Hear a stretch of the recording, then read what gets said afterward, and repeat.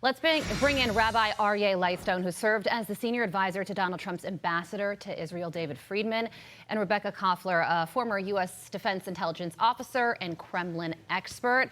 Good morning to you both. We wanted to have you both on at the same time because last night the president did connect these two wars, the war with Israel against Hamas and the war of Ukraine against Russia. And he says that the United States needs to fund both. Let's listen to more from the president last night.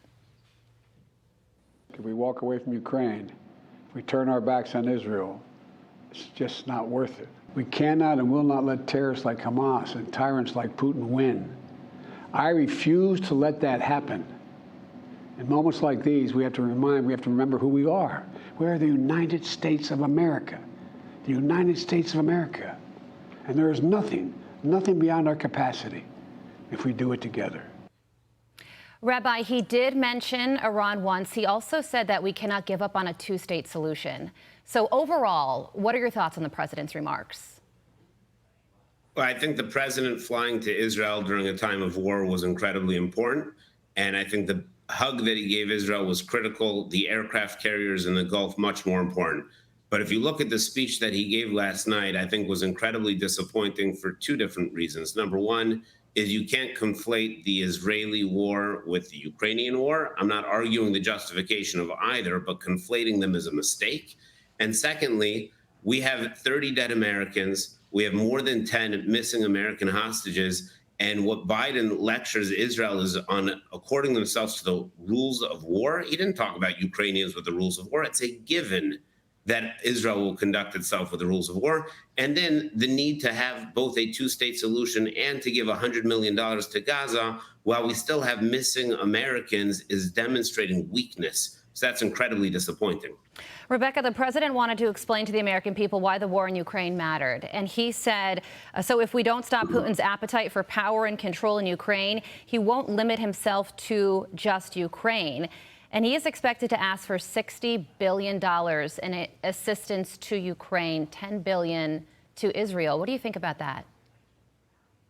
Well, good morning, Carly and Todd. Shabbat Shalom, Rabbi. First, my deepest prayers for Israel and the Jewish people all over the world and for our fellow Americans and all the hostages held by Hamas.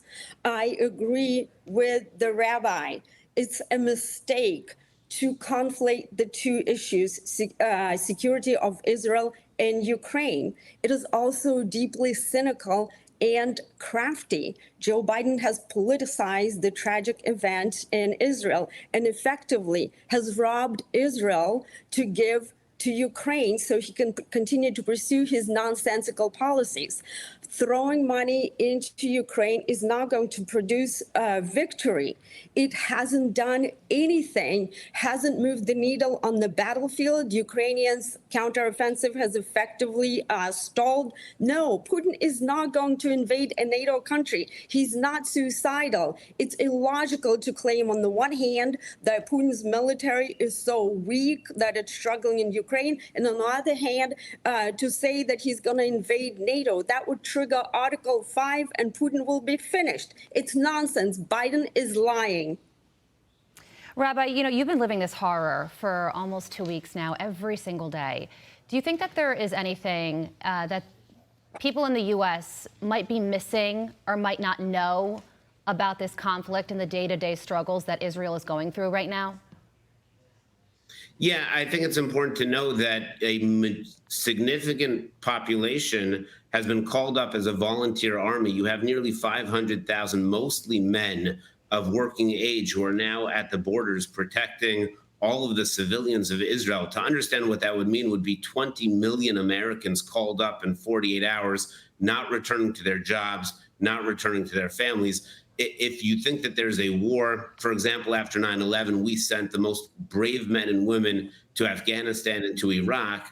I've been providing dinner at army bases that are 45-minute drives from my house, with the front line being an hour and a half. This isn't a far away war. This is an immediate war. And the second piece that I think is important to know is that the will of the Israeli people to restore deterrence is enormous. And the premise of giving humanitarian aid to Gaza today while there are over 200 missing hostages, amongst them Americans and Brits as well as Israelis, is nonsensical. It's like when Biden was funding both sides of the Ukrainian war by releasing pressure on Iran. You don't fund money to Gaza. Money to Gaza is money to Hamas. Yeah, absolutely. And, you know, like you said, the president just pledged $100 million to go to Gaza and the West Bank. We know that Hamas skims money off the top of all of that humanitarian aid and makes tens of millions of dollars as a result. So I think there are going to be a lot of questions about how that money is used and if it should be going to those areas.